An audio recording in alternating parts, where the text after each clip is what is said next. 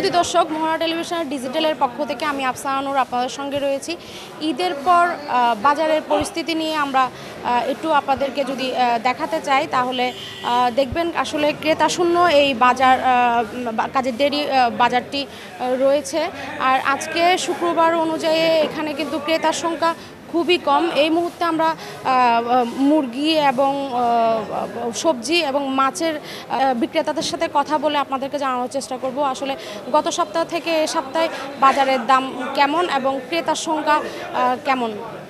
ঈদের উপলক্ষে সবাই ছুটিতে গেছে, তো এই জন্য কাস্টমার কম। কাতার মাছ চলতেছে 450 টাকা।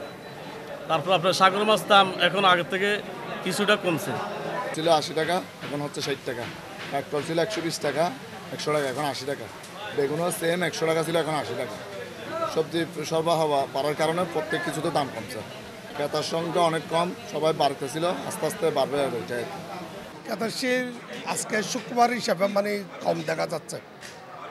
দর্শক, আমরা বাজার ঘুরে যেটা আপনাদেরকে দেখানোর চেষ্টা করলাম তা হলো ক্রেতা শূন্য কিন্তু এই কাজের দেউরির বাজার আজকে শুক্রবার অনুযায়ী কিন্তু ক্রেতার সংখ্যা খুব কম, যা আমরা আসলে বিক্রেতাদের কাছ থেকে জানতে পারলাম। চট্টগ্রাম কাজের দেউরি বাজার থেকে আমার কাছে ছিল বাজার নিয়ে সর্বশেষ।